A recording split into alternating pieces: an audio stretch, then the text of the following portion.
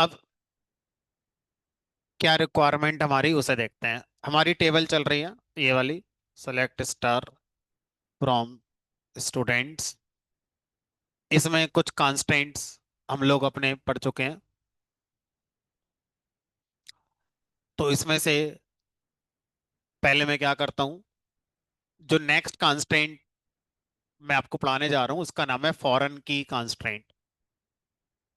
तो फॉरेन की कंस्ट्रेंट पढ़ने के लिए दो शर्तें होती हैं।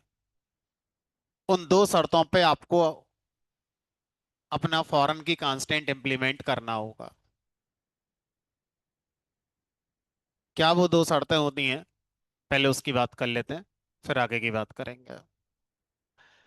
तो सबसे पहली रिक्वायरमेंट है कि जो आपका कांस्टेंट है उस कांस्टेंट में एक वर्ड आता है फॉरेन। तो इन जनरल अगर आपसे कहा जाए फॉरेन वर्ड का मीनिंग क्या होता है, इन जनरल क्या बोलते हैं फॉरेन का मतलब? विदेश, विदेशी है ना। फॉरेनर आए घूमने के लिए, तो वो वाला कॉन्टेक्स्ट है फॉरेन का यहाँ पे। यहाँ फॉरेन माने तुरंत वाला फॉरेन नहीं, वो हिंदी में हो गया। ये इंग्लिश वाला ही फॉरेन है, मतलब विदेश वाला। तो अब इसका मतलब है कि फॉरेनर शब्द या फॉरेन शब्द का एग्जिस्टेंस तब है जब दो देश होते हो। अब सोचो इस पृथ्वी पर एक ही देश है, तो इस शब्द का कोई मतलब है फिर तो मतलब ही नहीं है ना। तो सर एलियन क्या होता है, वो दूसरा प्लेनेट हो गया। फॉरेन का मतलब प्लेनेट एक ही है और उसमें अलग अलग देश हैं, तो उसके लिए इंग्लिश का वर्ड है फॉरेन। जब प्लेनेट बदल जाए, दूसरे ग्रह पर हम जाने लगे और वहां पर लोग हैं, तो शायद उनको एलियन कहते हैं। ठीक है, दूसरे ग्रह के लोगों को एलियन कहते हैं, दूसरे देश के लोगों को फॉरेनर कहते हैं। फिलहाल हम यहाँ पर फॉरेन की बात कर रहे हैं, एलियन की बात नहीं कर रहे। ठीक है। तो अब अगर आपसे कहा जाए कि इसका मतलब फॉरेन की को इम्प्लीमेंट करने के लिए दो टेबल होनी चाहिए, एक देसी टेबल एक विदेशी टेबल, तभी तो फॉरेन शब्द का एग्जिस्टेंस जो रियल में होता है एसक्यूएल के अंदर मैच कर पाएंगे हम। तो अभी तो आपके पास अब एक ही टेबल है, तो मुझे एक दूसरी टेबल भी बनानी पड़ेगी, तब जाके फॉरेन की के कॉन्सेप्ट को आप समझ पाएंगे। ठीक है, ये तो हो गई पहली रिक्वायरमेंट। दूसरी रिक्वायरमेंट क्या होती है कि जो आपकी पहली टेबल है, जिसको हम स्टूडेंट टेबल मान लेते हैं, ठीक है, जो टेबल पहले से मौजूद है ना, उस टेबल को हम बोलेंगे फर्स्ट टेबल या पेरेंट टेबल। तो यहां पर पेरेंट चाइल्ड शब्द इस्तेमाल होता है। अगर किसी ने कोई ऑब्जेक्ट ओरिएंटेड पढ़ रखी है तो वहां भी पेरेंट चाइल्ड शब्द यूज होता था इनहेरिटेंस के कॉन्टेक्स्ट में। यहाँ पर इनहेरिटेंस नहीं होता है, सिर्फ इस शब्द का इस्तेमाल किया गया कि पेरेंट टेबल है, ये चाइल्ड टेबल है। जो पहले आया वो पेरेंट है, जो बाद में आएगा वो चाइल्ड है। अभी मेरे पास स्टूडेंट टेबल पहले से मौजूद है, तो इसको मैं क्या बोलूंगा, पेरेंट टेबल या फर्स्ट टेबल कह सकते हैं। अभी मैं दूसरी बनाऊंगा, जो बनाऊंगा उसको हम चाइल्ड कह सकते होंगे। ठीक है, कह सकते होंगे।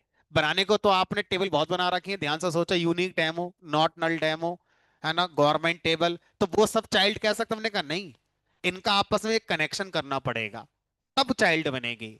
ठीक है, ऐसा नहीं है कि कोई भी दो टेबल है तो एक को अपने आप पेरेंट और एक को चाइल्ड मान लेंगे, नहीं।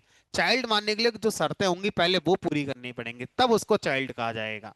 फिलहाल अब जो हमारी दूसरी टेबल अभी बनाएंगे, जिसको हम इसके साथ रिलेट करेंगे। ठीक है, अब पेरेंट टेबल के अंदर हमारा एक प्राइमरी की कॉलम जरूर होना चाहिए। अगर आपकी पेरेंट टेबल में प्राइमरी की कॉलम नहीं है तो फॉरेन की आप यूज नहीं कर सकते। तो अभी बताओ, अभी हम कल जहां तक पढ़ चुके थे उसमें मैंने आपको स्टूडेंट टेबल में रोल नंबर पे प्राइमरी की लगाई और फिर लगाने के बाद हटाकर दिखाया था। तो अभी मेरे पास जो पोजीशन है इस टेबल की वो ये है कि इसमें कहीं कोई प्राइमरी की नहीं है। अच्छा, अब इस टेबल में प्राइमरी की अगर हम लगाना चाहें किसी कॉलम पर, तो कौन सा कॉलम ज्यादा सही रहेगा जिसमें यूनिक वैल्यूज और नॉट नल वैल्यूज ही आप चाहते हो? अब सोचो, क्या नेम यूनिक ही होगा स्टूडेंट का, तो इस पर प्राइमरी का कोई सेंस बनता नहीं है। क्या मार्क्स यूनिक कांस्टेंट लगाना सही रहेगा? हमने कहा नहीं, दो स्टूडेंट के सेम मार्क्स आ सकते हैं। कोर्स, सर चार पांच तो कोर्स ही हैं, ये तो यूनिक हो ही नहीं सकता। ले देकर अगर प्राइमरी की बनाना पड़ा तो सिर्फ रोल नंबर को ही मैं क्या बना सकता हूँ, प्राइमरी की बना सकता हूँ, नहीं तो नहीं बना सकता किसी को। तो सबसे पहले क्या काम करेंगे, सबसे पहले इस टेबल को उस पोजीशन में ले आते हैं कि इस पर हम क्या बना दे, प्राइमरी की। लेकिन अब अगली समस्या क्या है कि सर टेबल तो बन चुकी है, अब बनी हुई टेबल पर प्राइमरी की लाने का एक ही तरीका, ऑल्टर कमांड। आप ऑल्टर कमांड से क्या कर सकते हैं, इस पर अपना प्राइमरी की लगा सकते हैं। लेकिन एक समस्या और है अभी, कि प्राइमरी की किसी कॉलम पर तभी लगा सकते हो जब उस कॉलम पर पहले से प्राइमरी की के जो रूल्स हैं वो पहले से फॉलो हो रहे हो। और अगर उस कॉलम ने प्राइमरी की के रूल्स को पहले ही वॉयलेट कर रखा है, पहले ही ब्रेक कर रखा है, तो आप उस पर प्राइमरी की लगा नहीं सकते। अगर मैं अपने वाले टेबल में आपको दिखाऊं तो यहां पर आपने वन दो बार दे रखा है, ठीक है, प्राइमरी की का रूल ब्रेक हो गया। नल आ चुका है, प्राइमरी की का रूल ब्रेक हो गया, पहले इनको सही करो, तभी आप प्राइमरी की लगा सकते हो। तो अब मैं क्या करता हूँ, शुरू करता हूँ यहां से कि मैं जिसका रोल नंबर, जिसका नाम ए है, इसको हटा देता हूं, तो दोनों अपने आप चले जाएंगे। ठीक है, आप अपने वाले में देख लो कैसे करोगे, मुझे नहीं पता आप क्या डेटा लेके चल रहे हो। मैं अपने वाले के हिसाब से सबसे पहले क्या करता हूं, इन दो रोज को मुझे डिलीट करना पड़ेगा। तो delete from students where name equal to A. तो अब मैं अपनी टेबल को उस पोजीशन में ले आया कि जो आप पढ़ाना चाहते हैं आज उसको पढ़ा जा सकता हो। ठीक है, अब इसको थोड़ा सा इंटरेस्टिंग कर लेते हैं। दूसरी टेबल बनाने की जरूरत क्या है उसको पहले समझते हैं, जब सब कुछ यहाँ पे हो ही रहा है। तो जिस कॉलेज में ये स्टूडेंट पढ़ते हैं उस कॉलेज में प्लेसमेंट भी होती है।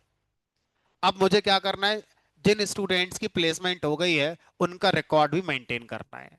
तो मैंने क्या करना है, एक दूसरी टेबल बनानी है प्लेसमेंट नाम से।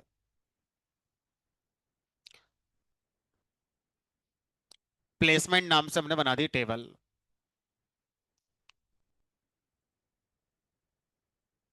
अब इस प्लेसमेंट टेबल के अंदर मुझे क्या क्या इंफॉर्मेशन स्टोर करनी है कि भाई किस कंपनी में प्लेसमेंट हुआ है आपका,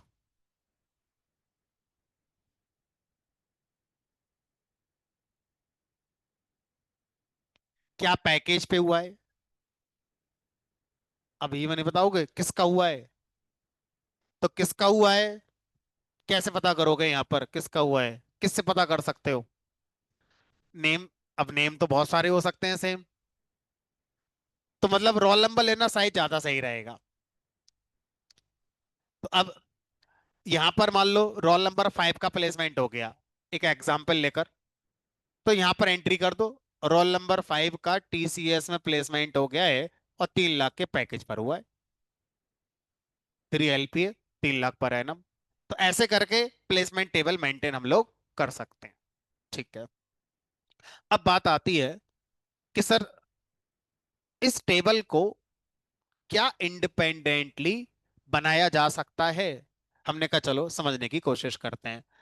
मान लीजिए इस प्लेसमेंट टेबल में एक रोल नंबर आ गया 12, उसका प्लेसमेंट हो गया इन्फोसिस कंपनी में मान लो, और 4 लाख के पैकेज पर हो गया। तो इसमें सब कुछ सही लग रहा है या कुछ अजीब सा लग रहा है, अजीब सा लग रहा है? क्या अजीब लग रहा है? सर जिसका प्लेसमेंट आप करा रहे हो हमारे यहाँ पढ़ता ही नहीं है, ये तो फर्जी दिख रहा है हमारे लिए। भाई हमारे यहाँ पढ़ना भी तो चाहिए पहले, तो इसका प्लेसमेंट आप कैसे करा सकते हो? अब अगर मैं प्लेसमेंट टेबल बनाऊं जैसे आज तक सिखाया है टेबल बनाना, ऐसे ही बना दूं, तो क्या इंसर्ट कमांड होने से रोक सकते हो आप इसे? इंसर्ट तो हो ही जाएगी। इसका मतलब क्या हुआ, इस प्लेसमेंट टेबल को जब मैं बनाऊंगा तो मुझे इसको रेफरेंस देना पड़ेगा, किस टेबल के साथ, अपनी स्टूडेंट टेबल के साथ। और इसको कहना पड़ेगा कि अपने अंदर सिर्फ उन्हीं रोल नंबर का रिकॉर्ड एंटर करने देना जिसका रोल नंबर स्टूडेंट टेबल के रोल नंबर में मौजूद हो। अगर वहां नहीं हो तो अपने अंदर एंटर मत करने देना, एरर दे देना। ऐसे ही कुछ आता है यहाँ पर हम। अब इसका मतलब एक टेबल दूसरी टेबल को रेफरेंस कर रही है, किस बात को कंट्रोल करने के लिए, कि मेरे अंदर कौन आएगा कौन नहीं आएगा, इस बात को पहले मैं अपनी दूसरी टेबल से चेक करेंगे। अगर वहां पर वो चीज है तो यहां पर ये चीज आएगी, नहीं तो नहीं आएगी। इस काम को करने के लिए ही फॉरेन की का यूज किया जाता है। अब हम क्या करेंगे, प्लेसमेंट टेबल जब बनाएंगे तो इसका रेफरेंस क्रिएट करने के लिए फॉरेन की का इस्तेमाल करेंगे। ठीक है। अब इसमें फॉरेन की किस कॉलम पे लगाओगे, रोल नंबर पे, और फिर वो रोल नंबर का रेफरेंस दोगे पेरेंट टेबल। अब इसमें पेरेंट टेबल कौन कहलाएगी, जो स्टूडेंट टेबल है ये आपकी पेरेंट होगी। इसको ग्राफिकली मैं समझाने की कोशिश करता हूं।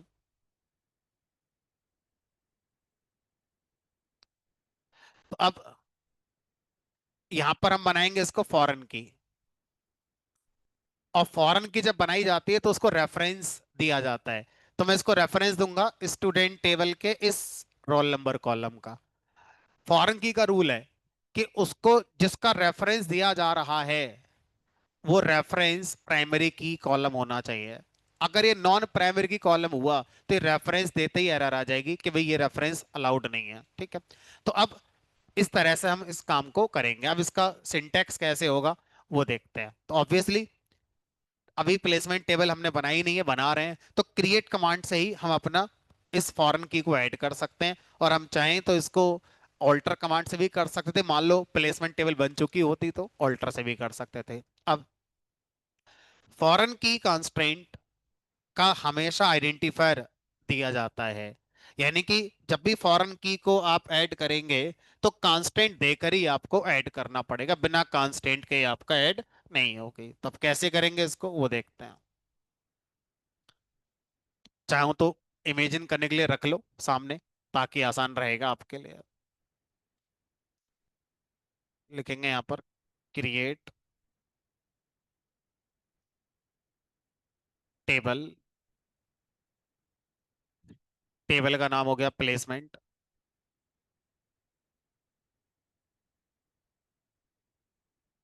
अब इसमें कॉलम बनाएंगे, और एक काम करते हैं, कॉन्सेप्ट को थोड़ा सा और इंटरेस्टिंग करने के लिए प्लेसमेंट टेबल में जो रोल नंबर कॉलम बनाते हैं उसको अलग नाम दे देते हैं।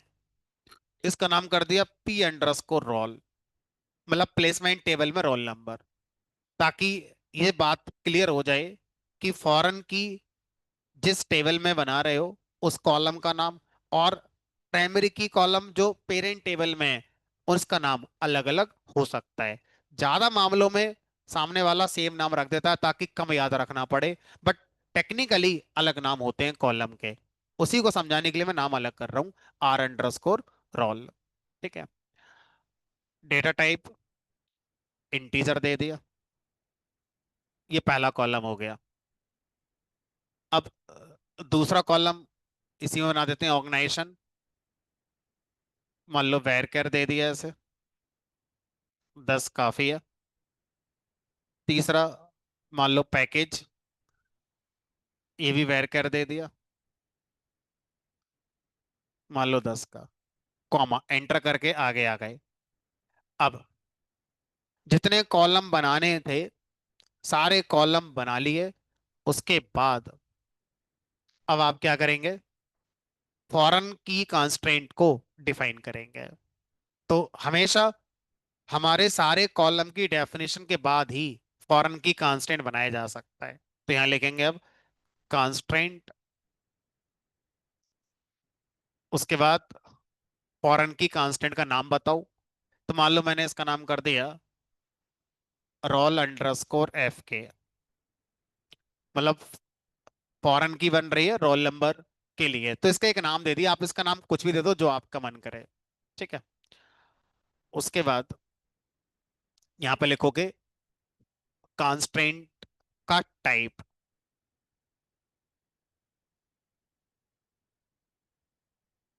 फॉरेन की। उसके बाद अब बताओगे अभी जो टेबल बन रही है उसके किस कॉलम पे फॉरेन की लगानी है, ब्रैकेट के अंदर उस कॉलम का नाम जो इस टेबल के कॉलम पर आप लगाना चाहते हो। क्या नाम लिखो यहाँ पर? P_roll। इस वाली टेबल के जो प्लेसमेंट टेबल बन रही है, जिसके अंदर फॉरेन की लगाओगे, उसके कॉलम का नाम किस कॉलम पे लगाओगे? तो P_roll। उसके बाद अब इसका रेफरेंस क्रिएट करोगे, तो आगे कीवर्ड आता है रेफरेंसेस। रेफरेंसेस स्पेलिंग देख लेते हैं एक बार। रेफरेंसेस, पेरेंट टेबल का नाम, जिस टेबल को रेफरेंस में लाना चाहते हो, क्या नाम है उस टेबल का? स्टूडेंट्स। अब स्टूडेंट टेबल में तो चार कॉलम है, इस कॉलम का स्टूडेंट टेबल के किस कॉलम से रेफरेंस क्रिएट करोगे? ब्रैकेट में उस कॉलम का नाम क्या है वहां पर? रोल। अब ये फॉरेन की आपकी तैयार हो गई। सोचो, अगर मैं यहां भी रोल कर देता तो मेरा नाम यहां पर भी रोल आता और यहां भी रोल आता, तो कंफ्यूजन होता कि ये रोल कौन सा है, ये रोल कौन सा है। अब ये क्लियर है कि ये हमारे जो प्लेसमेंट टेबल बन रही है उसका कॉलम है, और ये जो पेरेंट टेबल है जिसके साथ रेफरेंस क्रिएट करना है उसका कॉलम है।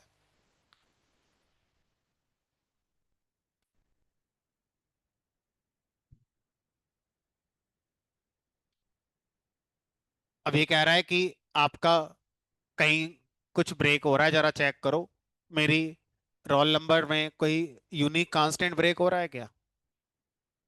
ऐसा तो नहीं है। अच्छा, क्या लगाना रह गया मेरा? प्राइमरी की लगाना रह गया, क्योंकि रूल क्या था कि आपका रोल नंबर कॉलम यहाँ पर क्या होना चाहिए? प्राइमरी की। अब मैंने डुप्लीकेट वैल्यू तो डाली, लेकिन मैंने इस पर क्या नहीं लगाया? प्राइमरी की। चलो, नहीं लगाया, उससे ही सीखने को मिल गया कि ये हो नहीं सकता, कि फॉरेन की कांस्टेंट का रेफरेंस कॉलम जो होता है वो प्राइमरी की कॉलम ही होना चाहिए। तो इसमें प्राइमरी की लगाते ही ये लाइन चलेगी, तो इसका मतलब क्या है? पहले मुझे इस टेबल पर रोल नंबर पर प्राइमरी की लगाकर आनी पड़ेगी। अब ये ऑल्टर से ही करेंगे। ऑल्टर टेबल, टेबल का नाम स्टूडेंट्स, ऐड प्राइमरी की, किस कॉलम पे लगाने हैं? रोल नंबर पे लगाना है। ठीक है, तो पहले मैंने अब ये काम कर दिया जो कि मुझे करना था। अब टेबल बनाएंगे प्लेसमेंट वाली, जो आप बना रहे थे। अब देखो बन गई।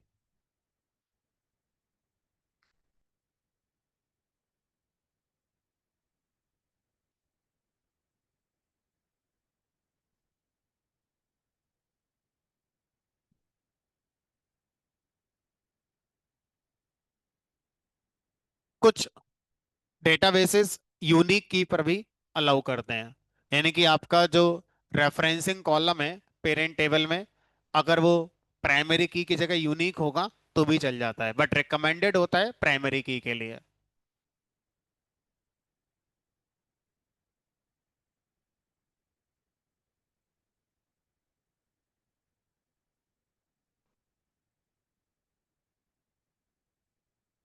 हो गया।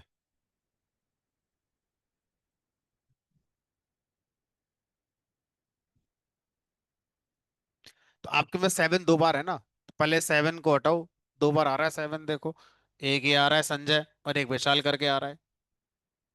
तो पहले एक रो डिलीट करो संजय वाली। Delete from table name where name equal to Sanjay, फिर ऐड हो सकता है।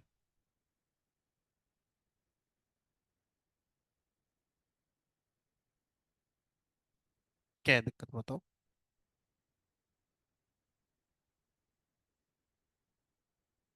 Create table placement P roll int organization varchar 10 package where कर, यहाँ कॉमा लगाना भूल गई आप।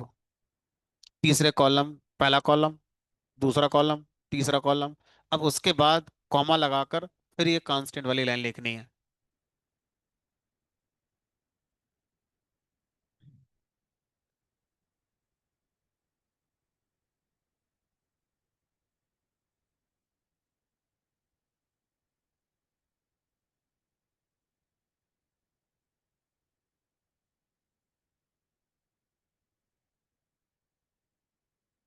इसमें नॉट नल ऐड कर दो। प्राइमरी बन जाएगा अपने आप।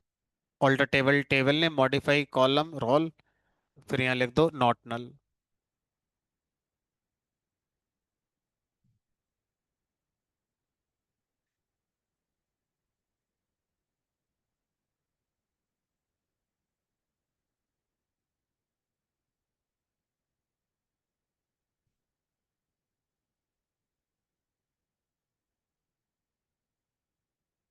विशाल से अगर दो होंगे तो दो डिलीट हो जाएंगे।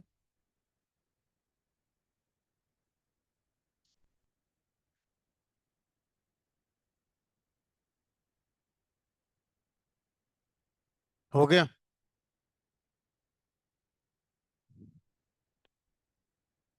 चलो भाई, तो जो लोग कर रहे हैं उनका हो ही गया होगा।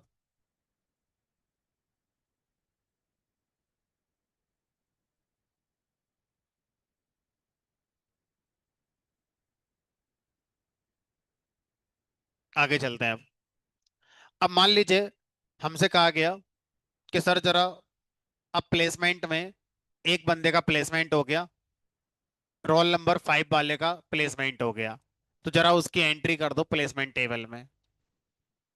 Insert into placement values roll number 5, और मान लो उसका टीसीएस में करा देते हैं, और पैकेज कर देते हैं 4 LPA।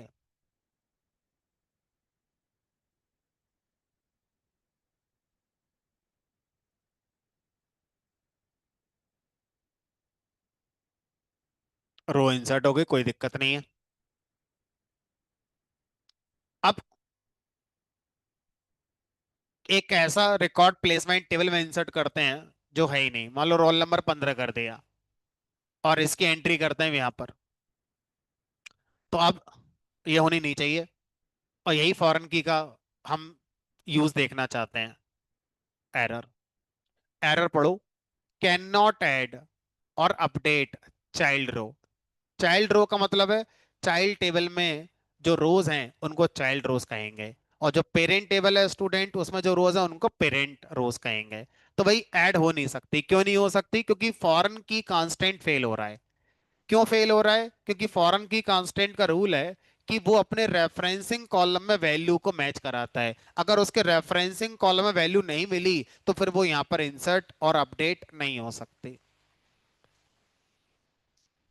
इंसर्ट नहीं हो सकती, समझ में आ गया। ऐड करना इंसर्ट करना हो गया। सर ये अपडेट का मतलब क्या है? ये नहीं समझ में आया। हमने कहा चलो दिखाते हैं। Select star from placement.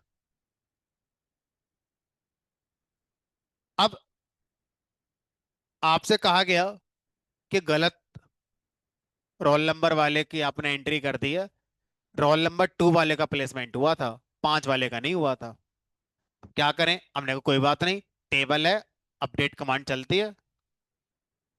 Update placement set P underscore roll number equal to 2, where P underscore roll number equal to क्या चल रहा है अभी? 5। बहुत ध्यान से सोचना। अगर मैं यहां पर 2 की जगह 20 कर दूं, और ये कमांड चल गई, जिसका रोल नंबर अभी 5 आया था उसका रोल नंबर क्या कर दिया इसने? 20। तो सर ये फॉरेन की फिर ब्रेक नहीं हो गई? क्योंकि 20 भी तो वहां नहीं है। तो अपडेट करते समय भी आप जो फॉरेन की वैल्यू अपडेट कर रहे हैं, रेफरेंसिंग कॉलम में होनी चाहिए, तब अपडेट होगी, नहीं तो अपडेट भी नहीं होगी। चलो देखते हैं, मैंने 20 कर दिया तो ये मना कर देगा, बोलेगा भाई अपडेट नहीं कर सकते, फॉरेन की फेल हो रही है। कैन नॉट ऐड और अपडेट यानी कि कॉमन मैसेज है, या तो आप इंसर्ट नहीं कर सकते या आप अपडेट नहीं कर सकते।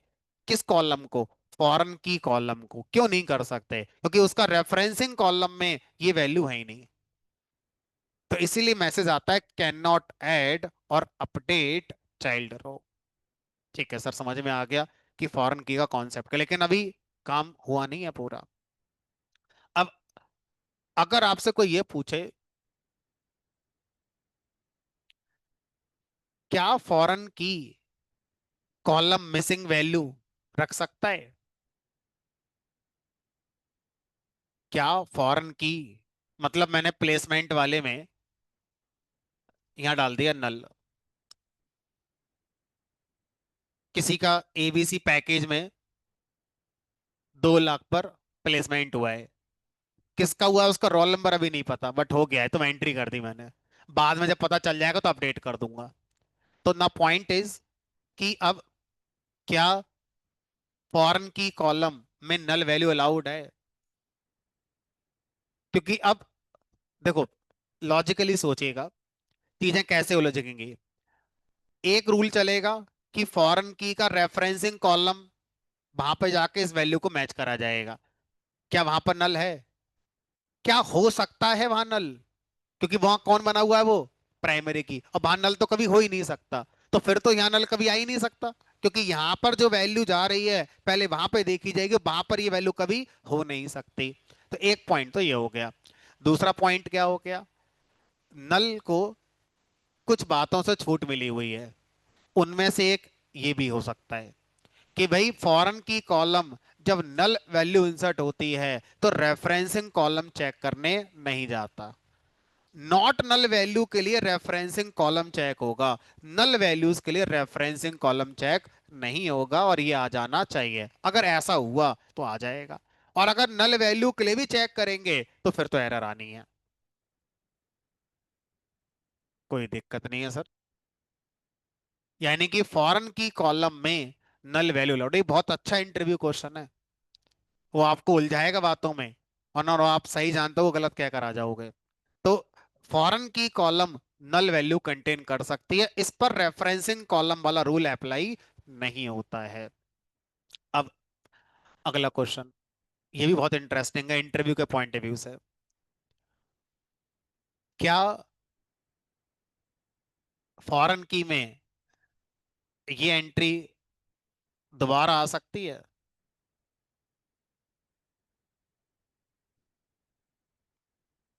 कंपनी में एक बंदा एक ड्राइव में बैठा, अब वो दूसरी ड्राइव में नहीं बैठ सकता, बैठ गया तो वहां सिलेक्शन नहीं हो सकता उसका, हो तो सकता है, ये सेम रोल नंबर दो कंपनी प्लेस्ड हो गया, क्या बात है, जिसमें ज्यादा पैकेज होगा वहां जाएगा।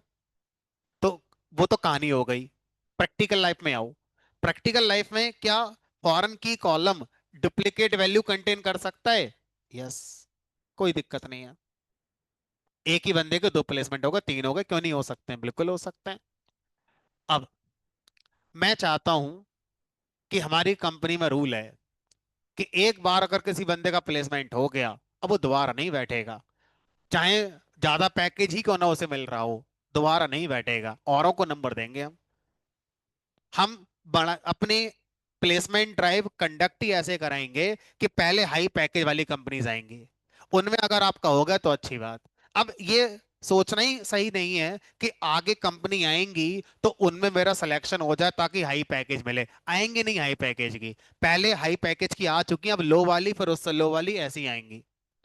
तो रूल है हमारे यहाँ पर, एक बार जब प्लेसमेंट में आ गया अब वो दोबारा कभी नहीं आ सकता।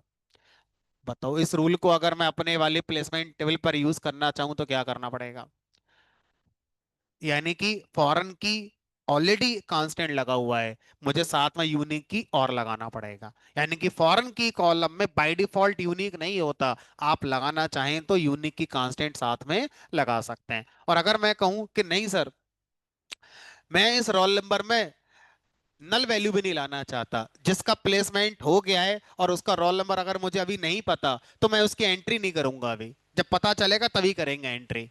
मतलब मैं इसमें नल वैल्यू भी नहीं लाना चाहता, डुप्लीकेट वैल्यू भी नहीं लाना चाहता, तो अब इस कॉलम पर मैं क्या लगा सकता हूँ फिर, प्राइमरी की लगा सकता हूँ डायरेक्टली, नॉट नल लगा तो बात एक ही है। मतलब फॉरेन की कॉलम अपने आप में प्राइमरी की बाय डिफॉल्ट नहीं होता है, आप लगाओगे तो हो सकता है। समझ में आ रही है कहानी, तो फॉरेन की कॉलम को क्या होना पड़ेगा, कुछ भी नहीं होना पड़ेगा, उस पर कुछ पहले से है नहीं है कोई फर्क नहीं पड़ता, आप चाहो तो फॉरेन की कॉलम पर कंडीशंस लगा सकते हो कि फॉरेन की में ये भी होना चाहिए वो भी होना चाहिए, फिलहाल ऐसा नहीं है। ठीक है, अब दूसरे एंगल से इसको समझते हैं। एक और अच्छा इंटरव्यू क्वेश्चन। मैं आता हूं स्टूडेंट टेबल के पास।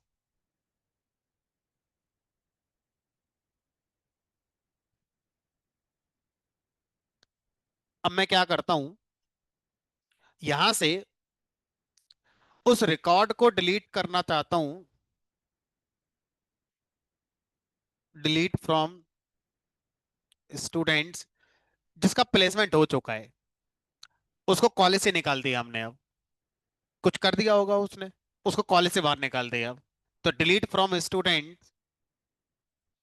Where roll number equal to 5।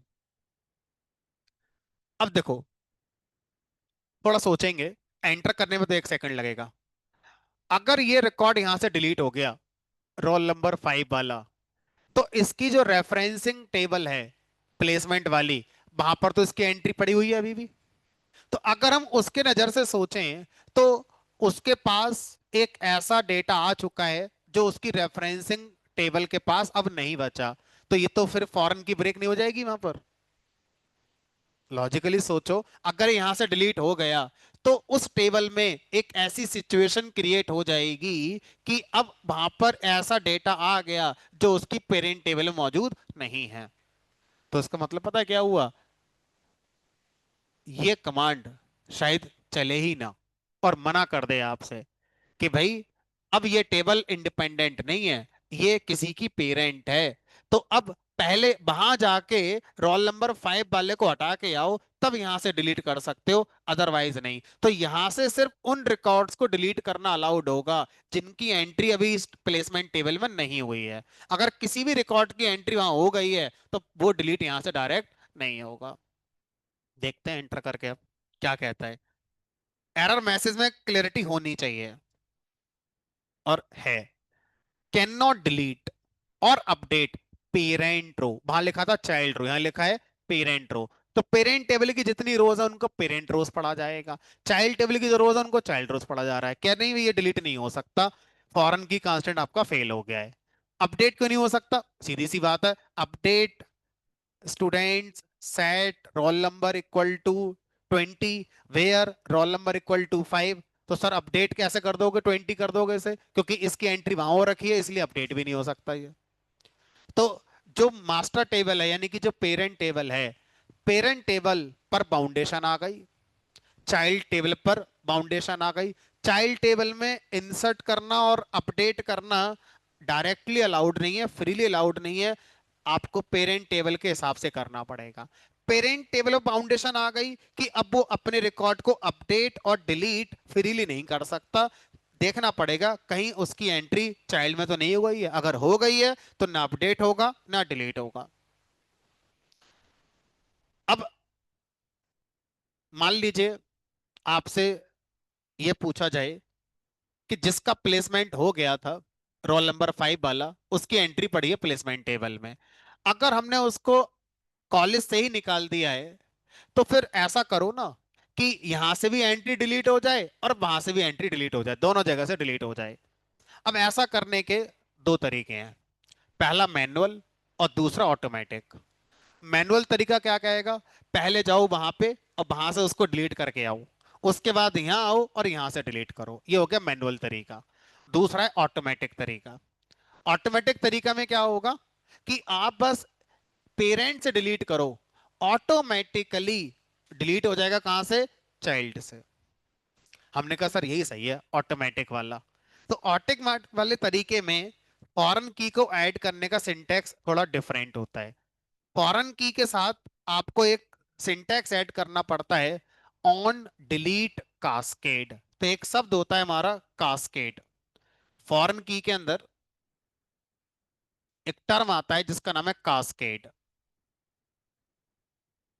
Cascade term का मीनिंग होता है ऑटोमेशन, अपडेट और डिलीट का। मतलब इधर से अगर कुछ डिलीट करें, उधर से अपने आप आपका क्या हो जाए, डिलीट हो जाए। ठीक है, अगर उधर मैं कुछ अपडेट करूं तो इधर अपने आप आके अपने आप अपडेट हो जाए। फॉरेन की जो इंटीग्रिटी है वो बनी रहे। इंटीग्रिटी शब्द का मतलब होता है एक रूपता, जो चीज यहां है वही चीज वहां है, इसको बोलते हैं इंटीग्रिटी। अगर बदल रही है तो दोनों जगह बदल रही है, इंटीग्रिटी मेंटेन हो रही है। ठीक है। तो अब अभी क्या करना पड़ेगा? अभी तो सर फॉरेन की बन चुकी है आपकी, फॉरेन की तो आप अपनी बनाकर आ चुके हैं। अब अगर मैं डिलीट करना चाहूंगा तो कास्केड वाली स्टाइल से मैं कर ही नहीं पाऊंगा। तो अब मुझे क्या करना होगा?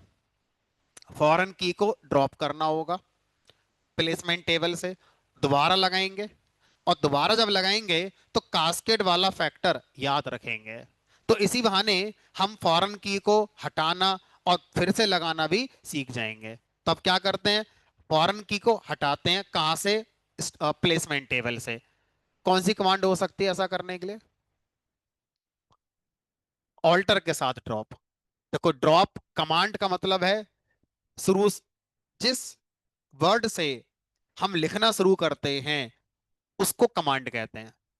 तो जब आप बोलते हो ड्रॉप कमांड है, तो इसका मतलब है कि आप लिखना शुरू करोगे ड्रॉप से। और ऐसा करने के लिए ड्रॉप कमांड यूज होती है टेबल को हटाने के लिए, ना कि किसी कॉलम को हटाने के लिए, ना कि किसी कांस्टेंट को हटाने के लिए। किसी कॉलम को हटाना है, किसी कॉलम से कांस्टेंट हटाना है, तो ऑल्टर के साथ ड्रॉप यूज होता है। जब ऑल्टर के साथ हम ड्रॉप का कॉम्बिनेशन यूज करते हैं तो कमांड का नाम ऑल्टर होता है, ड्रॉप एक कीवर्ड कहा जाता है, फिर उसको कमांड नहीं कहते। ठीक है। तो जहां से लिखना शुरू करते हैं, जिस वर्ड से लिखना शुरू करते हैं, उसको कमांड कहा जाता है। तो फिलहाल लिखेंगे यहां पर ऑल्टर टेबल, टेबल का नाम प्लेसमेंट, ड्रॉप कांस्टेंट। कौन सा ड्रॉप करना है कांस्टेंट? उस कांस्टेंट का नाम बताना होगा। मैंने रखा था रोल अंडरस्कोर एफ के।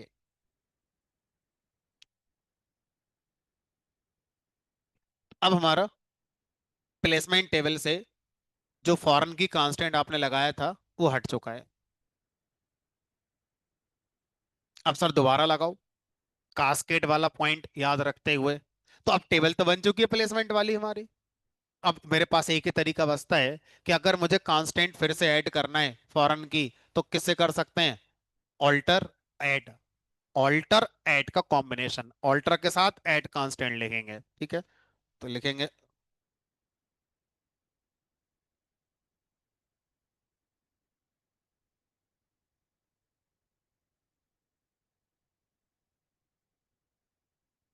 नहीं डिलीट अपने आप नहीं होगा, सिर्फ जो बीच का लिंक है वो टूट गया।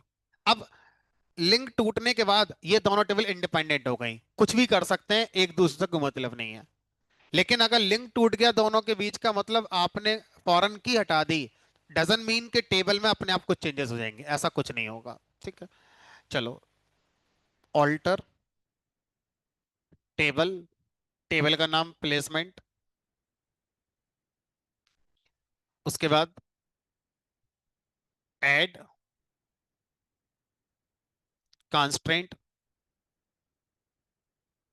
कांस्टेंट का नाम जो भी आप देना चाहते हैं।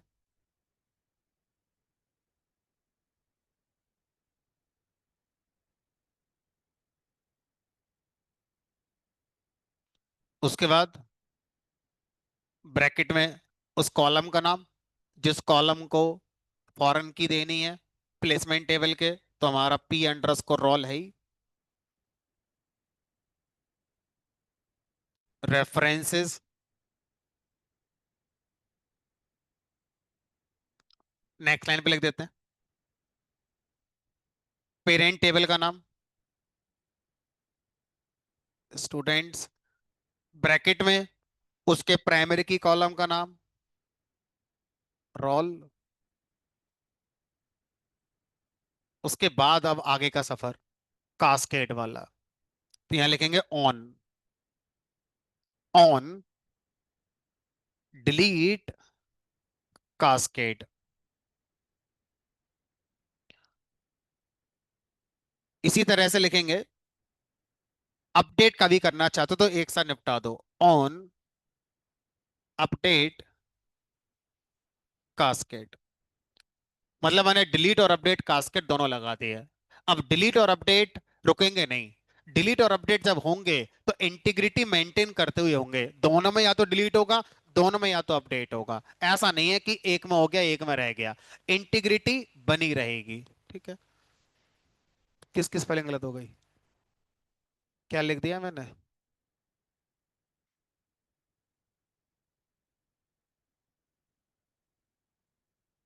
चलो एक बार चला के देख लेते हैं।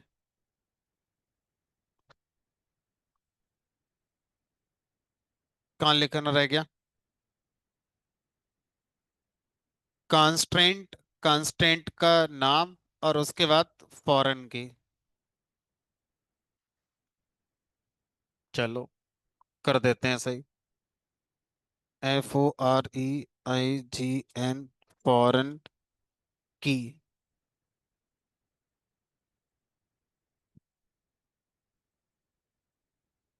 फिर उसके बाद रेफरेंसेस।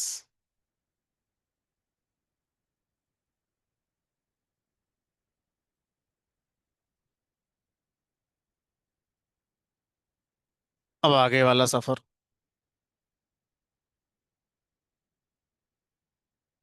चलो फाइनली हो गया।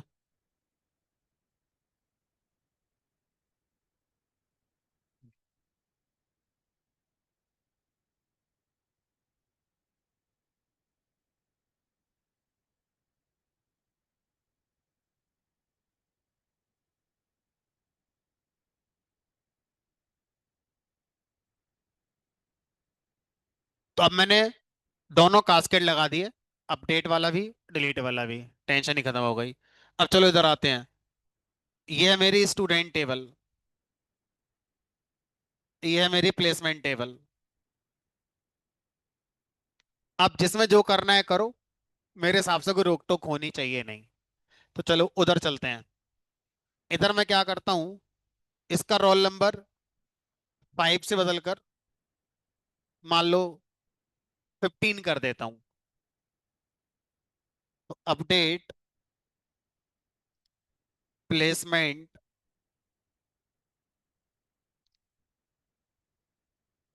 Set P underscore roll is equal to 15, where क्या है भाई, P underscore roll equal to 5। तो अब एक बार इसको क्रॉस चेक करिए कि ये जो कास्केड है वो बाई डायरेक्शनल है या यूनी डायरेक्शनल है। बाई डायरेक्शनल का मतलब है कि किसी में भी चेंज करो दूसरे में अपने आप चेंज होगा, तो ये बाई डायरेक्शनल हो गया। यूनी डायरेक्शन का मतलब होता है कि नहीं, सिर्फ एक डायरेक्शन में ही चलेगा, है ना, दूसरे में नहीं चलेगा। हमने कहा चलो करके देख लेते हैं। तो अब उस टेबल में रोल नंबर 5 है, 15 नहीं है। इस वाली टेबल में जिसका रोल नंबर 5 है, मैं 15 कर रहा हूं, तो फॉरेन की फेल होगी अगर वहां पर 15 नहीं मिला तो। क्या हो रहा है? कैन नॉट ऐड और अपडेट ए चाइल्ड रो। अब इसी काम को जरा पेरेंट टेबल पे करो और फिर देखो कि यहां पर क्या हो रहा है। अपडेट प्लेसमेंट की जगह क्या करो, अपडेट स्टूडेंट, और वहां पर रोल नंबर चेंज करो 15, जिसका रोल नंबर क्या है, 5। अब अगर मैं वहां पर 5 का 15 करता हूं, तो यहां पर एक एंट्री 5 वाली पड़ी है जो कि इनवैलिड होनी चाहिए। अब देखते हैं क्या होता है। कोई बात नहीं, ये भी देख लेते हैं। सर इस बार एरर नहीं आई, चल गया ये हमारा।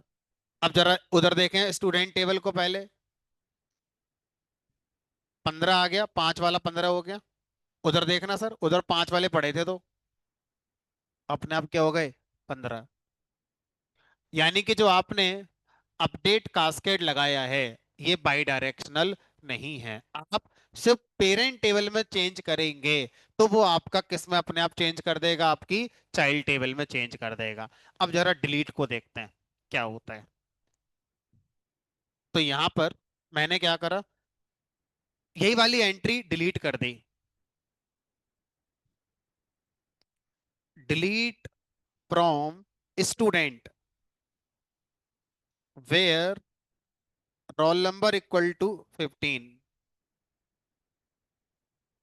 तो मैं पेरेंट टेबल पर डिलीट कर रहा हूं, तो सर यहाँ 15 वाला रिकॉर्ड डिलीट हो जाएगा, लेकिन जो इसकी चाइल्ड टेबल है वहां पड़ा रह जाएगा। हमने कहा देख लेते हैं।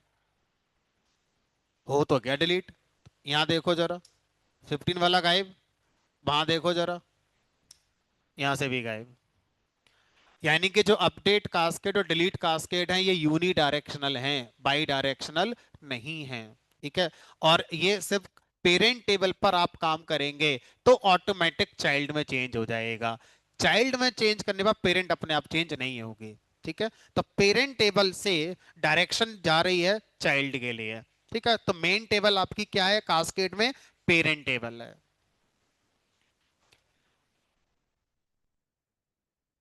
नहीं, एरर आएगी, क्योंकि अपडेट कास्केड है, डिलीट कास्केड है, इंसर्ट का हमने कोई जिक्र ही नहीं करा है। और इंसर्ट हो भी नहीं सकता, क्योंकि यहां से वहां नहीं जाएगा, वहां पे चेंज करने से चाइल्ड में रिफ्लेक्ट होते हैं। ठीक है। चलो, तो समझ में आ गई कहानी हमारी क्या होती है, इसको लिख लो।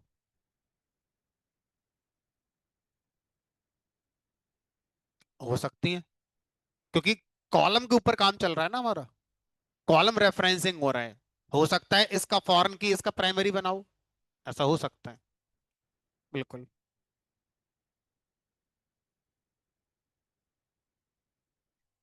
अपने आप इंसर्ट नहीं होगा, मैनुअली करेंगे तो होगा। हाँ,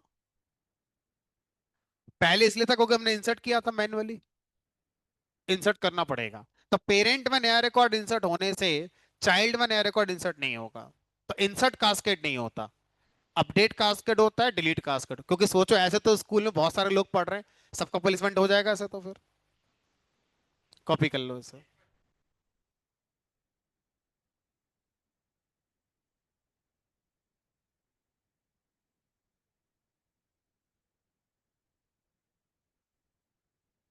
एक से भी हो जाता है। तो अगर आपके पास एक टेबल है जिसमें बहुत सारी डुप्लीकेट रोज हैं, दैट मीन्स उसके अंदर ना तो कोई यूनिक की होगी ना प्राइमरी की होगी। ऐसा तभी हो पाता होगा। अब हम क्या कर सकते हैं, उन डुप्लीकेट रोज में से एक एंट्री रखना चाहते हैं, बाकी एंट्री हटाना चाहते हैं, या हटाना नहीं चाहते, बस देखना चाहते हैं कि यूनिक कौन कौन सी हैं। तो ऐसा किया जा सकता है। ऐसा करने के लिए एक ट्रिक होती है। वो ट्रिक क्या है कि आप क्या करो, हर रो के लिए एक आइडेंटिफायर क्रिएट कर लो। जैसे एक्सेल शीट में सीरियल नंबर होता है, उसी तरह से हम अपनी टेबल के अंदर एक सीरियल नंबर जनरेट कर सकते हैं। और वो सीरियल नंबर काइंड ऑफ क्या काम करता है, किसी भी रो के लिए एक यूनिक आइडेंटिफायर की तरह काम करता है। और उसके बिहाफ पर फिर अपनी कंडीशन लगा सकते हैं। अब वो कैसे जनरेट होता है, आगे चैप्टर आएगा एक जिसका नाम विंडो फंक्शन। तो विंडो फंक्शन का यूज करके हम क्या कर सकते हैं, किसी भी रो के लिए ये यूनिक आइडेंटिफायर दे सकते हैं, और उसकी जरूरत इसी तरह के सिनेरियो में ही पड़ती है।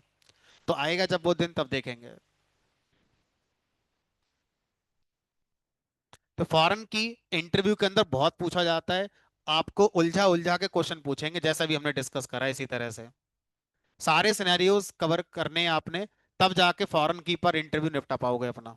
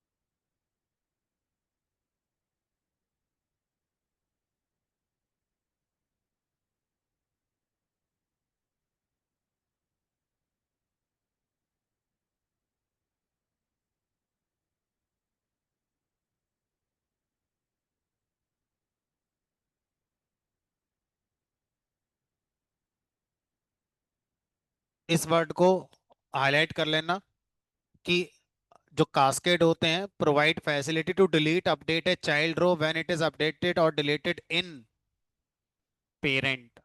जब पेरेंट में अपडेट डिलीट होता है तब चाइल्ड में अपने आप अपडेट डिलीट होता है, नॉट वाइस वर्सा।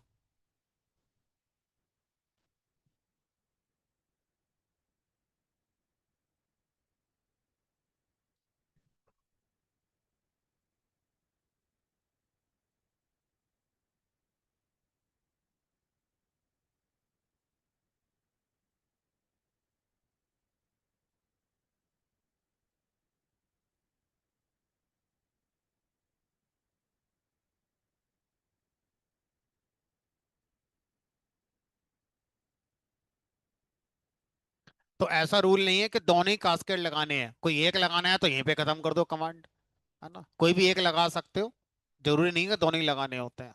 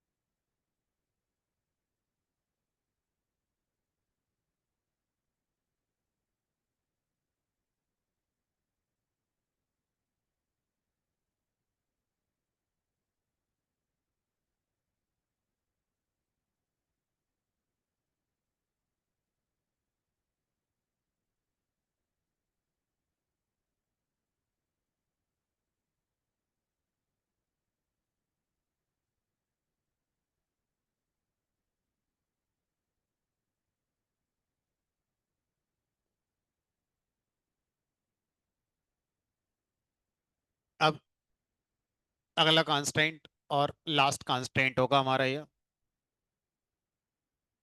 सर हम चाहते हैं कि इसमें अगर कोई एवरेज मार्क्स की वैल्यू 100 से ज्यादा कर दे या 0 से कम कर दे तो एरर दे देना। हमारे यहाँ पर नेगेटिव मार्किंग होती नहीं है और 100 से ज्यादा नंबर किसी के आ नहीं सकते। एवरेज मार्क्स जो कॉलम है वो डेसिमल डेटा टाइप का है या फ्लोट डेटा टाइप का है। डेसिमल या फ्लोट डेटा टाइप नेगेटिव और पॉजिटिव दोनों वैल्यू हमारा अलाउ करते हैं। ठीक है, तो हम चाहते हैं कि भाई सिर्फ और सिर्फ हमारा 0 से 100 की रेंज में अगर वैल्यू आए तो ही अलाउड हो, या आपने बोला जेंडर कॉलम में मेल और फीमेल अलाउड हो, या हमारे यहाँ पर तीन ही कोर्स में स्टूडेंट पढ़ते हैं, चौथा कोर्स हम कराते ही नहीं है, या तो डीए या डीएस एआई। आप फुल स्टैक हमारे यहाँ से नहीं करते, कहीं और से करो, मान लो ऐसी कोई सिनेरियो है। तो अब मुझे यहाँ पर क्या करना है, मुझे एक ऐसा कांस्टेंट चाहिए जिसके रूल्स भी मैं डिफाइन करूंगा। अब तक जो कांस्टेंट आप पढ़ रहे थे उनके रूल्स आप डिफाइन नहीं करते थे, उनके रूल्स पहले से ही एसक्यूएल ने डिफाइन कर रखे हैं, बस उन रूल्स को जानकर आपको ने इस्तेमाल करना होता था। अब हम एक ऐसा कांस्टेंट पढ़ने जा रहे हैं जिसके रूल्स भी हम खुद ही डिफाइन करेंगे और फिर उसके हिसाब से हमारी कमांड्स चलेंगी। तो ऐसा कांस्टेंट कहलाता है check constant, CHECK।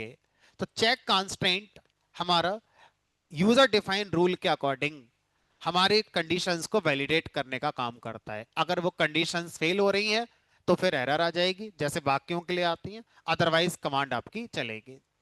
Check constant के साथ इंटरेस्टिंग पॉइंट ये है कि ये हमारा एसक्यूएल की लाइफ में तो आता था, लेकिन ये हमारा माई एसक्यूएल के, यार बात ना करो, हो गया पढ़ लिया है तो फिर शायद शांत बैठो, है ना। अब माई एसक्यूएल के कई सारे वर्जन हैं। अभी हम जो वर्जन पढ़ रहे हैं वो 9.3 पढ़ रहे हैं, माई एसक्यूएल 9.3। तो इसी तरह से कभी माई सीक्वल का 8 भी आया होगा, 5 आया होगा, 4 3 2 1। माई सीक्वल 5 के बाद सीधा 8 आया, 6 7 कभी माई सीक्वल का वर्जन रिलीज नहीं हुआ, 5 5 का अगला वर्जन 8। हाँ 5 के एक्सटेंशन थे, सीरीज थी, 5.1, 5.2, 5.8 तक आया। उसके बाद सीधा 8 सीरीज आई।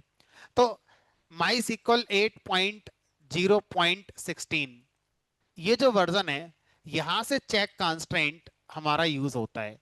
उससे पहले वाले वर्जन में अगर आप चेक कांस्टेंट लिखते हैं तो वो बाईपास हो जाता है, इग्नोर हो जाता है, उसका कोई इफेक्ट हमारा नहीं रहता है। तो अगर किसी का माई सिक्वल 8 से पुराना वाला है तो उसके में चेक कांस्टेंट नहीं चलेगा।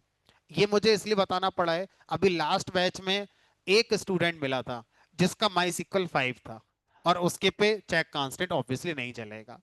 सबके में चल रहा है, उसी के में नहीं चल रहा है। वो कह रहा है सर मैं सबको सही लिख रहा हूँ, आपका जैसे ही लिख रहा हूँ मेरे में फिर भी नहीं चल रहा है। तो जब ध्यान से देखा तो उसके में माई सिक्वल 5 था।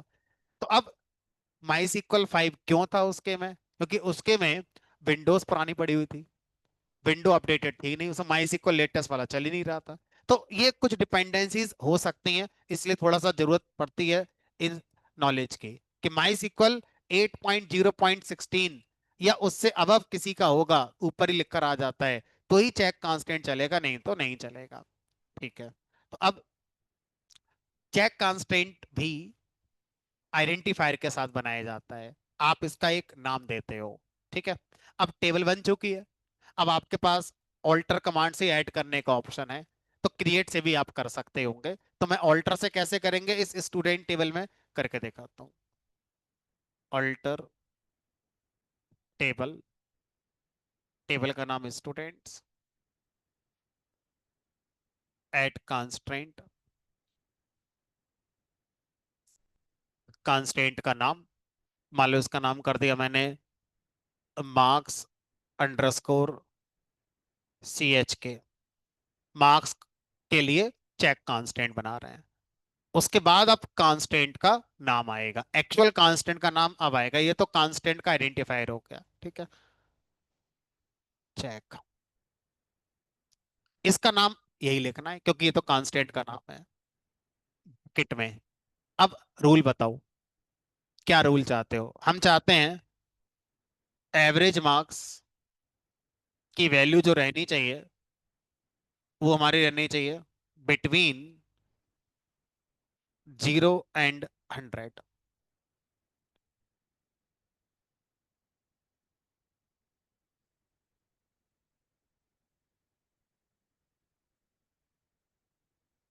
ये लग गया।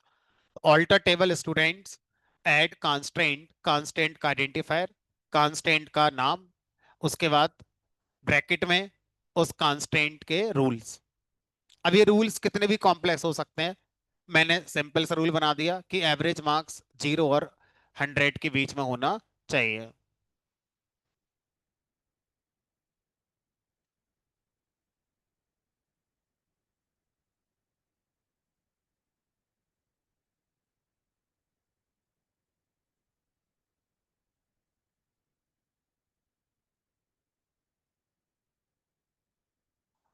इस बात को हम जानते हैं कि जिस समय ये कांस्टेंट हम ऐड कर रहे हैं अपने रूल के अकॉर्डिंग, अगर पहले से रूल ब्रेक हो रखा होगा तो कांस्टेंट ऐड आपका नहीं होगा। ये जनरल बात हो गई कि जब आप ऑल्टर कमांड से किसी कांस्टेंट को बीच टेबल में ऐड करते हैं तो वो कांस्टेंट तभी ऐड हो पाता है जब वो टेबल उस कांस्टेंट के लिए पहले से तैयार हो। अगर पहले से रूल टूटे हुए हैं तो वो कांस्टेंट ऐड आपका नहीं होगा। ठीक है। अब एक इंसर्ट करते हैं, इंसर्ट इनटू, टेबल का नेम स्टूडेंट्स, वैल्यूज मान लो रोल नंबर 10 इंसर्ट करते हैं, नाम ABC कर दिया क्योंकि होगा तो है ही नहीं। मार्क्स मान लो मैंने कर दिया 101.1। एरर आ जानी चाहिए, चेक कांस्टेंट फेल।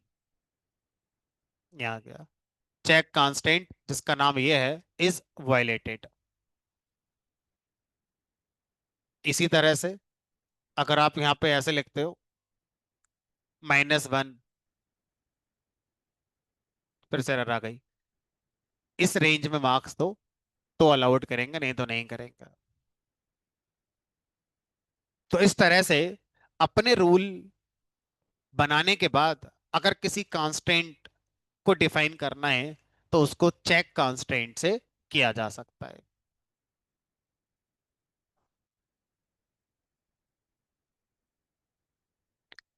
पुराना वाला 8.0.16, उससे पहले वाले।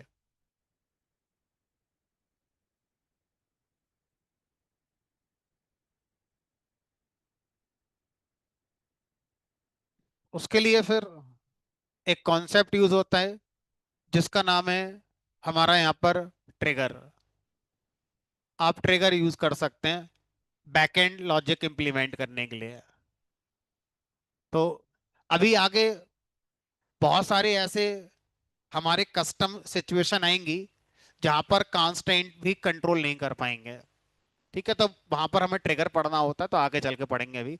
तो फिलहाल आपके क्वेश्चन का आंसर है कि हाँ, जब चेक कांस्टेंट नहीं होते थे तो इसी को कंट्रोल करने के लिए ट्रिगर का इस्तेमाल किया जाता था। ट्रिगर को इम्प्लीमेंट करना थोड़ा लेंदी होता है, मतलब उसमें ज्यादा लिखना पड़ता है। तो कांस्टेंट बना दिया गया अगर उस चीज का, तो थोड़ा आसान हो गया हमारे लिए।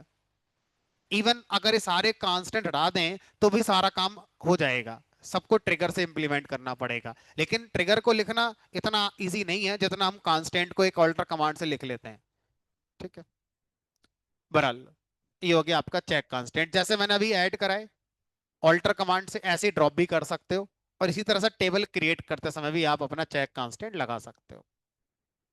It provides facility to expose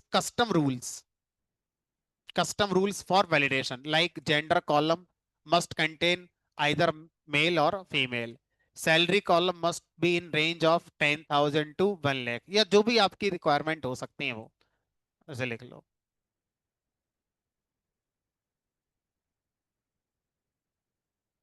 मैंने सिर्फ ये वाला करके दिखाया है, बाकी इतना तो अब आप पढ़ चुके हो कि आप खुद भी समझ जाओगे कि हाँ, ऐसे ही होता होगा ये।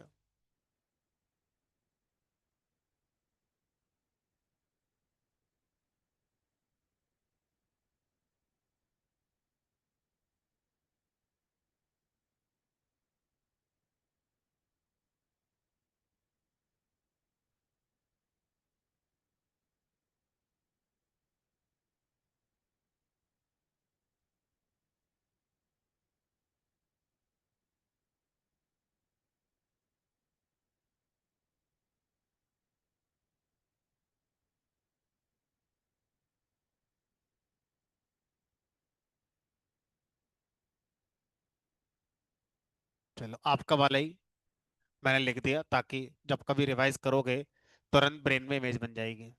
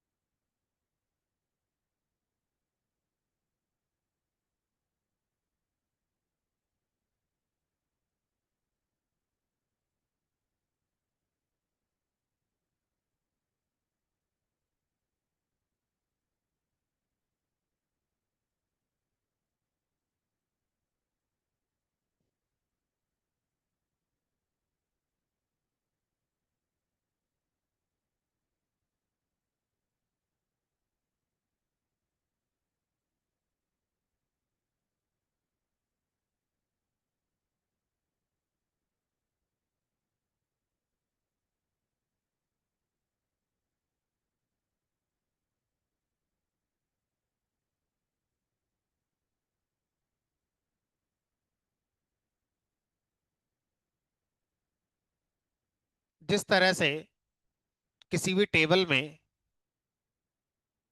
जब कोई कॉलम बनाया जाता है,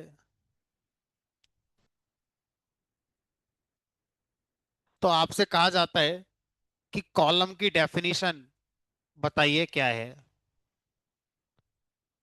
कॉलम की डेफिनेशन में कॉलम का नाम आता है, कॉलम का डेटा टाइप आता है, कॉलम के कंस्ट्रेंट आते हैं, एक और होता है कॉलम के एट्रीब्यूट्स। तो किसी भी कॉलम की डेफिनेशन इन चार चीजों को कंबाइन करती है। कॉलम का नाम, कॉलम का डेटा टाइप, उसके बाद किसी भी ऑर्डर में इन दोनों को लगा सकते हो। तो पहले नाम आएगा, उसके बाद डेटा टाइप आएगा, उसके बाद जितने कांस्टेंट लगाने हैं वो लगाओ, और जितने एट्रीब्यूट लगाने हैं वो लगाओ। तो यहां तक हम पढ़ चुके हैं। अब ये हमारा कॉलम की डेफिनेशन का लास्ट पॉइंट है, कॉलम एट्रीब्यूट्स। तो कॉलम के रिगार्डिंग कई एट्रीब्यूट्स होते हैं। दो एट्रीब्यूट्स बहुत इंपॉर्टेंट है जो हमें जरूर आने चाहिए। बाकी आते हैं तो ठीक है, नहीं आते हैं तो कोई भी काम चलेगा। एक आधा कोई और होता होगा बस। तो एक एट्रीब्यूट होता है हमारा डिफॉल्ट एट्रीब्यूट, और एक एट्रीब्यूट होता है हमारा ऑटो इंक्रीमेंट एट्रीब्यूट। ये दूसरा वाला बहुत इंपॉर्टेंट है, ऑटो इंक्रीमेंट एट्रीब्यूट। अब दोनों का अपना अपना क्या पर्पस है, फटाफट देखते हैं। तो अब मान लीजिए मेरे पास ये स्टूडेंट टेबल चल रही है। अब मुझसे क्या बोला गया कि मान लीजिए अभी मुझे क्या करना है, लगातार 100 200 एंट्री करनी है, और वो सारे डीए के कोर्स की एंट्री हैं। उसके बाद लगातार मुझे 100 200 एंट्री करनी है डीएस वाले की। तो इसमें क्या नया है, हमने कहा देखो, अगर मान लो मैं एक एंट्री करूं, इंसर्ट इनटू स्टूडेंट्स वैल्यूज, और रोल नंबर मान लो मैंने अपना दे दिया, जो भी देना था, नाम जो देना था वो दे दिया, मार्क्स दे दिए, ठीक है। अब मैं कोर्स की वैल्यू लिखूंगा डीए, और ऐसे जितने भी और अभी आने वाले कुछ रिकॉर्ड्स हैं सबके लिए मैं डीए रखना चाह रहा हूं। तो बार बार मुझे लिखना पड़ रहा है। ऐसा कोई तरीका नहीं है कि मैं लिखूं भी ना और अपने आप डीए पहुंच जाए। मुझे लिखना भी ना पड़े और अपने आप डीए वहां पर पहुंच जाए। तो यहां पर अगर आप जब कुछ नहीं लिखते हो, तो डिफॉल्ट वैल्यू आप क्या रख देते हो, नल। और इस नल का मतलब क्या होता है कि आप इसको मिसिंग करना चाहते हो। और जब मिसिंग करना चाहते हो यानी ब्लैंक रखना चाहते हो का मतलब है कि उस कॉलम में जो उसकी डिफॉल्ट वैल्यू होती है, जो कल मैंने दिखाया था शो क्रिएट टेबल कमांड से, वहां पर लिखा था नल कैप्स वाला, वो यहां पर आ जाता है। हम चाहते हैं कि क्यों ना कोर्स कॉलम की डिफॉल्ट वैल्यू नल की जगह पर डीए कर दो थोड़ी देर के लिए, ताकि जब तक मैं कुछ रिकॉर्ड इंसर्ट करूं मैं कोड्स की वैल्यू बताऊंगा ही नहीं, और ऑटोमेटिक नल की जगह पर क्या इंसर्ट होगी, हमारी डीए इंसर्ट होनी शुरू हो जाएगी। तो ऐसा किया जा सकता है यूजिंग डिफॉल्ट एट्रीब्यूट। कैसे करेंगे वो देखते हैं। तो अभी अगर मैं इंसर्ट कर दूं तो क्या वैल्यू आएगी, हमने कहा नली आएगी, और क्या आएगी, देखो ये आ गई। ठीक है सर, जब ये एंट्री आपने अभी करी है, ये बीच में कैसे आ गई अपने आप, लास्ट में आनी चाहिए थी। तो ऑटोमेटिकली जब हमारी टेबल पे प्राइमरी की कॉलम होता है, तो हमारी टेबल ऑटोमेटिकली अरेंज हो जाती है प्राइमरी की के असेंडिंग ऑर्डर में। और अगर मैं इसमें से प्राइमरी की हटा दूं, तो फिर आगे आप जो इंसर्ट करेंगे जिस क्रम में करेंगे उसी क्रम में आएगा, फिर असेंडिंग ऑर्डर नहीं मानेगा। जैसे ही प्राइमरी की लगाओगे फिर से पूरी टेबल असेंडिंग ऑर्डर में आ जाएगी। बहरहाल, अब ऑल्टर टेबल, टेबल का नाम स्टूडेंट्स, मॉडिफाई कॉलम। तो किसी भी एट्रीब्यूट को मॉडिफाई कॉलम से एट्रीब्यूट कर सकते हैं ऐड। तो मॉडिफाई कॉलम, कॉलम का नाम है, क्या रखा है मैंने, कोर्स। तो alter table students modify column course. अब मॉडिफाई कह रहा है कि जब भी मुझे लिखोगे तो मेरे साथ डेटा टाइप बताना पड़ेगा। हमने कहा चलो बता दिया। अब उसके बाद एक कीवर्ड आता है डिफॉल्ट। अब बताओ इसकी डिफॉल्ट वैल्यू क्या चाहते हो। हमने कहा डी है। तो ये कमांड क्या करेगी, हमारा कोड्स कॉलम को मॉडिफाई कर देगी, उसका डेटा टाइप ये कर देगी, और उसका डिफॉल्ट एट्रीब्यूट क्या बन जाएगा, डी है। जब मैं ये नहीं लगा रहा था तो डिफॉल्ट एट्रीब्यूट की वैल्यू ऑटोमेटिकली क्या लिखी होती थी, नल। अब नल की जगह जो मैंने बताई है वो हो गई। ये रूल अब से एप्लीकेबल होगा आगे वाले इंसर्ट कमांड के लिए। जो अब तक हो चुकी हैं उनमें नहीं होगा कि सर जो हो चुकी है नल उसकी जगह दिया जाएगा, नहीं, आने वाले के लिए होगा। ठीक है, चलो देखते हैं सर जो पहले से था उसमें चेंज तो नहीं हो जाएगा। हमने कहा चलो ये भी देख लेते हैं। तो उसमें तो जैसा है वैसे ही रहेगा। ठीक है, अब जरा फिर से कोई रिकॉर्ड इंसर्ट करते हैं। रोल नंबर 10 कर दिया, PQR कर दिया, और मान लो ये कर दिया मैंने 78.3 फिर से कर दिया, और यहाँ पर नल डाल दिया। मतलब मैं मिसिंग करना चाह रहा हूँ। अब देखते हैं क्या होता है। एरर तो नहीं आई। देखते हैं इंसर्ट क्या हुआ। नल इंसर्ट हो गया या इसकी डिफॉल्ट वैल्यू आई नहीं आई, वो देखते हैं। अब सर यहाँ पर देखो, आपने 10 इंसर्ट करा और इसकी डिफॉल्ट वैल्यू अभी भी क्या चल रही है हमारी, नल। जबकि आपने यहाँ पर डिफॉल्ट एट्रीब्यूट सेट करके क्या कर रखा है, हमारा डी है। ये वाला जो डिफॉल्ट एट्रीब्यूट है, ये जब आप खुद से वैल्यू इंसर्ट नहीं करते हो तब काम करेगा। कैसे, इंसर्ट इनटू स्टूडेंट्स, यहां बताओ किस किस कॉलम की वैल्यू इंसर्ट करना चाहते हो। हमने कहा रोल, नेम, और एवरेज मार्क्स वैल्यूज। अब इन तीन कॉलम की बताओ। तो यहाँ पर रोल नंबर की वैल्यू मान लो 11 बता दो, और यहाँ पर नेम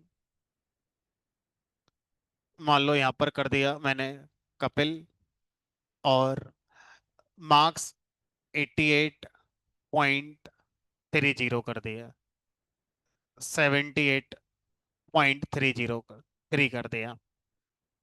तो सर इसमें भी आपने क्या नहीं बताया, इसमें भी आपने कोर्स की वैल्यू नहीं बताई। पहले वाले में कोर्स की वैल्यू आपने बताई थी, नल बता दी थी, और वो नल बनकर वहां इंसर्ट हो गई, लेकिन वहां पर आपका जो डिफॉल्ट एट्रीब्यूट है वो अपना इफेक्ट नहीं दिखा पाया। अब इस वाले सिंटैक्स में भी यही होता है कि मैं उस पर्टिकुलर कॉलम को मिस कर रहा हूं। देखते हैं क्या इस वाले सिंटैक्स में डिफॉल्ट एट्रीब्यूट काम करेगा। तो अब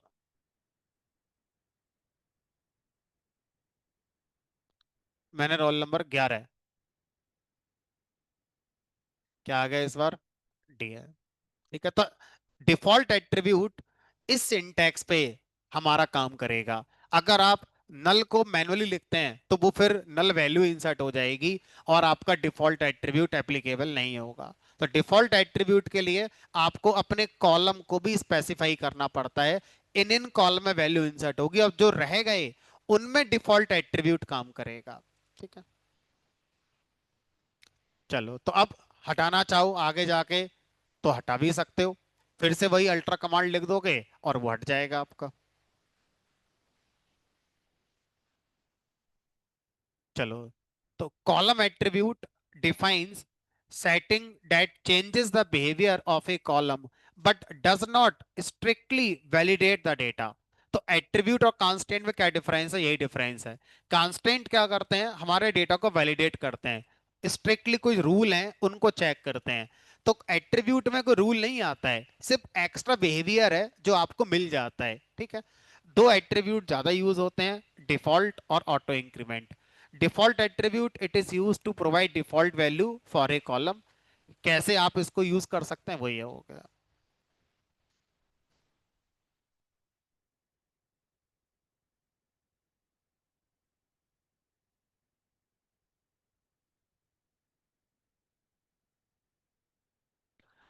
जो लिखने में इंटरेस्टेड नहीं है वो जाना चाहे जा सकते हैं, क्लास ओवर हो गई, इसके बाद आगे नहीं पढ़ेंगे, नेक्स्ट डे मिलेंगे, है ना।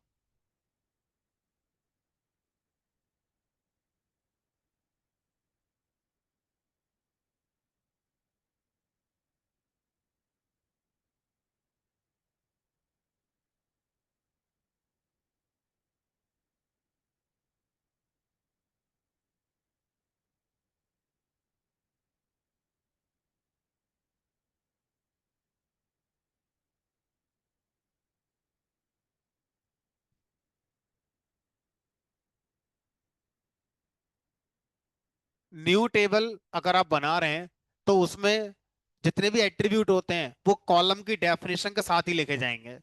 It is like create table, मान लो टीटी नाम से बना दी, कॉलम का नाम C1 कर दिया, डेटा टाइप इंटीजर कर दिया, यहीं पे लिखना होगा डिफॉल्ट वैल्यू मान लो इसकी 0।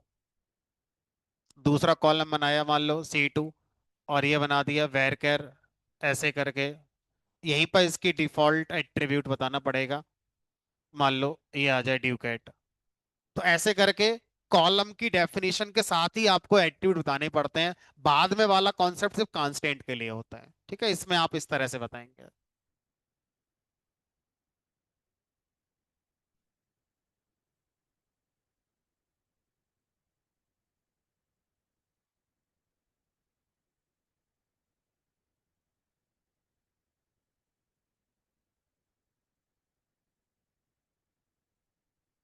नहीं तो प्राइमरी की पे डिफॉल्ट एट्रीब्यूट चलता ही नहीं है।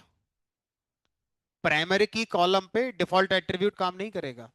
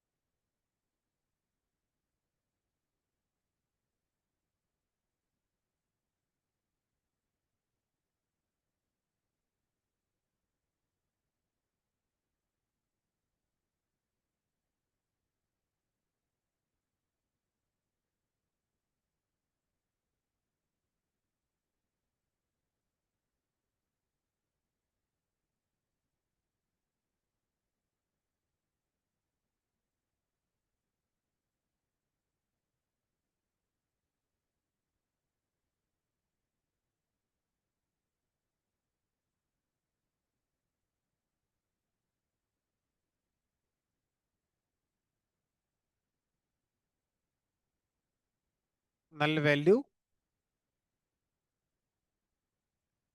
हाँ हाँ।